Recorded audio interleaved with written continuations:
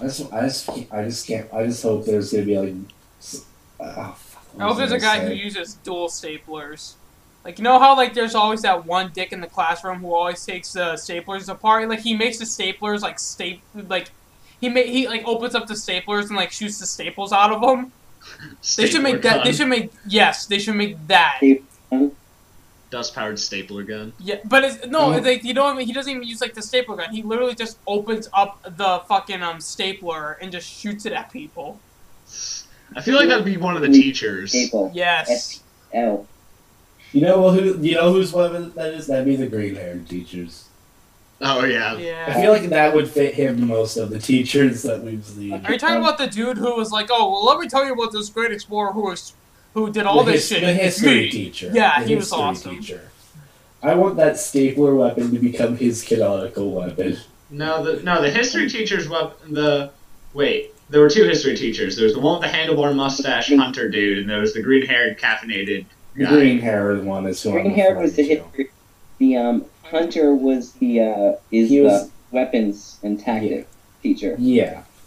Yeah, I'm saying that stapler idea would fit the green-haired history teacher. I mean, the handlebar mustache history teacher's weapon is already the axe blunderbuss. And I'm pretty sure the green-haired teacher fights, like, by the fact that he's fucking the Flash on crack. Yeah. Copy. Just copy. Weaponized coffee. He legally spikes his coffee with dust. I think that was a theory I heard, is that that all the teachers do coffee, and that Ozpin provides the coffee and he spikes it all with dust. Probably explains why they're so fucking powerful. It would, wouldn't it? Yeah.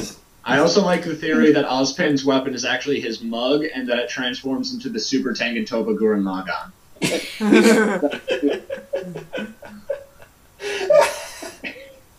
Yeah, that's the best theory I've ever fucking heard. Yeah, someone has to use, like, a drill in this show. It's gonna happen. Yep. And, probably during that tournament or whatever that's going to be coming up. Yeah. Oh, yeah, that's right. They got the fighting tournament coming up. That should be... Yeah. I want to wait to see people have to fight freaking combat-prepared Penny. I can't wait to actually see some fighting. I love the story, and I love the character development they have, but I do really want to see some fighting. I have been... I feel kind of blue-balled a bit. Maybe they will make the episodes longer. That's my God. I think that was just for the... They're getting progressively longer. Yes, which I'm happy about. People say... I've never once cared about the time limit. Well, it's I just like that they keep doing it. It's not like they're 2-minute segments, so I like that they're like all like about 7 minutes long, and I am happy with that because they give it out once a week. I can live with that. I just prefer if it was a bit longer. Yeah. 15 minutes would be perfect. That would take shit tons of work. Yes, like the first and last episodes, those were perfect times. Yeah, those were about 10 minutes, by the way. Actually, the last one was 15 minutes. Yeah, 15. The first one was 12. Keep in mind, the last one was like the season finale. 3 minutes of that was credits. Also, did everyone see the end? Yes. Dan, you went to the end of the credits? Yeah, where we learned that the dude's name is Roman and that he's getting, like... we learned that in the first episode. Yeah, but no one remembered it. It was on the news. Yeah, but no one remembered it until I remembered that Ozpin was from a group called Crow. Thus, we have Crow, Ruby's uncle, Ozpin, and Roman, and some guy named W, whose name starts with W. No. Roman is not from Crow. Crow is her uncle. Yeah, but it was the group Crow, I thought. I don't know. Maybe me and my friend thought it was a group, the Crow, but maybe it was just like Crow's Ruby's uncle. Taught Ruby, right? Yeah, Crow's Ruby's uncle and also her mentor. We thought that Crow was also the name of a 4-man group that included Crow, Ruby's uncle, Ozpin, Roman, and some guy whose name starts with W. That's a pretty good theory, so it's believable. Yeah. It could happen. Yeah, Roman is the only name I've known that guy as until they started calling him that other name in the last few episodes. By the way, I really, really like him. Yeah, he's really cool. But although I have to say, his weapon is pretty lame compared to everybody else. I feel like that's not his real weapon. That's just what he uses when he goes out. I feel like that's just one form. Like that's his long range version. Oh, that's true. We haven't seen his melee. It could like he used it as a sword in the fight with Blake, but I mean, I feel like it would expand more. Yeah, I feel like he clearly wasn't taking that super seriously yet. Yeah. He still calls Ruby Red, which is hilarious, by the way. And what was Blake's nickname from him? Was it? I don't know. Like anyway, I forget. I just love the Red thing. He calls her Red. Oh, what do you think about oh god, what's his name? Jean's team. I think you mean Juniper? Yes, Nora. Juniper. Nora, I that's think all they're I have freaking to awesome. say. I want to see more. Yes. And I have decided I do like Nora just a bit more than Penny, but it's close. Yeah, Nora is awesome. Only because Nora has a bit more energy, although I do want to see those two interact. I think it would be glorious. Oh god. I want to see Nora use more of her hammer because I love hammer users. You like hammering? Yes. You like getting hammered? Yes. Oh god. I've been so mean to you tonight. Everybody on this podcast is under 21 years of age. Oh shit. Well shit, I'm 50. Well, I do like Pyrrha. Pyrrha's awesome. I have to admit something. I'm really 700 years old. Yo. What do you think? What do you guys think of Pyrrha? I think she's awesome, and I can't wait till she and John become an official item because that's the only pairing that's legitimately canon. Yeah. Shipping. Must ship. Yeah, everything else is just, ship whatever you like, but that is clearly the only one they've actually made any sort of legitimate hints towards. I guess. Oh god, I've stepped into the shipping section of down there. God, it's the Homestuck fandom on Tumblr. Well, then there is Nora and Ren.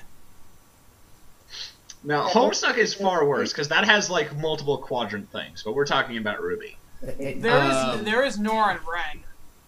Well, that one's kind of... Is that his name?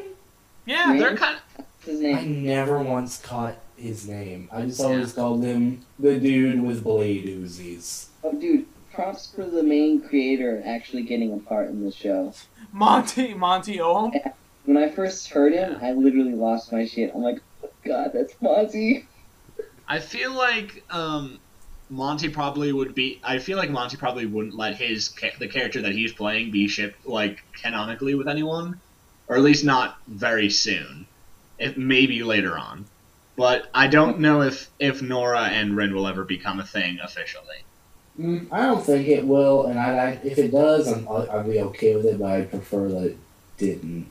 I feel like that's the sort of thing if, like, you looked into, what were their lives after the series, you find out that Ren and Nora got together, but not all stuff. Yes, but during the actual series, let me explain. Mostly because they just seem like the good buddy types. The type that wouldn't want to bring it a step above. Yeah. I don't know. It seemed like when we were introduced to Nora that she kind of wanted to. Yeah, but you know where I'm coming from, though, right? Yeah. Got silent there for a second. Okay. The here's bully. A theory a friend of mine came up with. Thoughts that Penny might be an android. It crossed my mind a few times. It could. I watched the episode with. I noticed that she has a backpack on when she normally doesn't. And that backpack is where the knives came out of. So I think she might actually not be. She's just really awkward and pampered. Possible. I do think that it would be fitting the very anime-esque setting for us to have an android girl, as well as our new resident cat girl, Blake! Yay! I was really disappointed at that, honestly.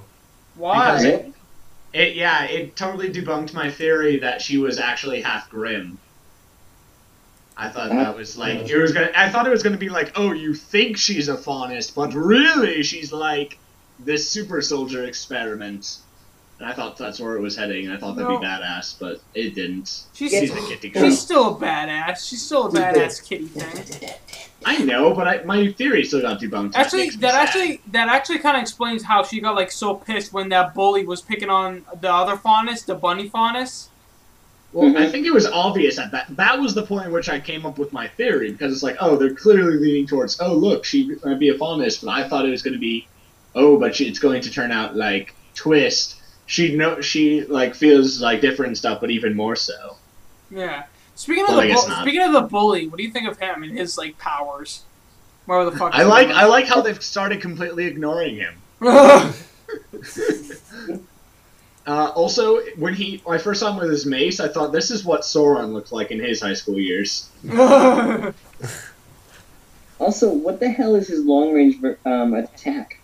Like, I assume something explosive and gaudy. But there's like a little ball at the top of that might be like a laser. He shoots an energized. Otherwise, he shoots an energized form of his ego. It's too powerful to contain. Hey, that's Kaiba's power. What, ego lasers? Is money. Yeah. Kaiba's power is money. And ego. No, he doesn't use the ego. Are you fucking kidding me? He has too much ego to use his ego. It's beneath him.